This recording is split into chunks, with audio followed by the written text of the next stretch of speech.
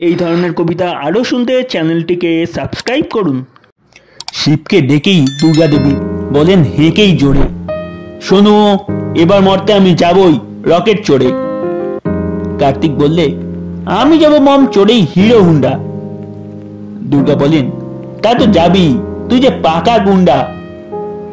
গণেশ বললে আমি যাব মা লাল মাটিতে চেপে। দুর্গা বলেন যাওয়ার আগে নিস ভুঁড়িটা মেপে। লক্ষ্মী বলেন আমি যেতে চাই হেলিকপ্টার চড়ে। রাস্তাঘাটে ভিড় দেখে খুব আমার মাথা ঘোরে। সরস্বতী বলে যেতে চাই সাবমেরিনে চেপে। দুর্গা দেবী বলেন রেগেই গেলি কি সব খেপে। শিব বললেন বায়না সবা শুনলাম 7 কাহন, কিন্তু কোথায় গেল তোমাদের জীবন্ত সব বাহন? কোথায় গেল সিংহ, ইঁদুর, ময়ূর, পেঁচা, হাঁস?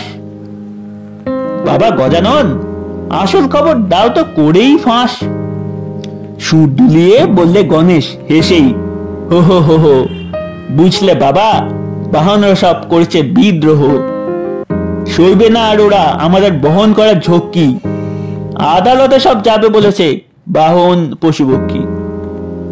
মামলা করার হুমকিও রোজ দিচ্ছে অবিরত। শুনেই তো শিব বুক ঢিপ ঢিপ খেলেন থতমত। বলেন তোদের নয়া বাহনে চাই তো প্রচুর টাকা, কিন্তু কোথায় পাবো আমি? হাই ট্যাগ যে আমার ফাঁকা।